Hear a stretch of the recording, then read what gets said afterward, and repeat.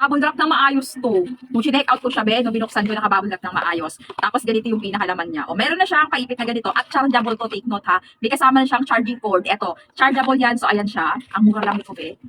Tapos, tingnan nyo naman yung light niya. Tanghaling tapat pa yan, in fairness. Tanghaling tapat. Okay? Marami siyang, pwede, pag mga emergency, nasa traffic ka or what, o, kailangan mo ayan gawin. O, di ba? O, di ba? Ganun lang.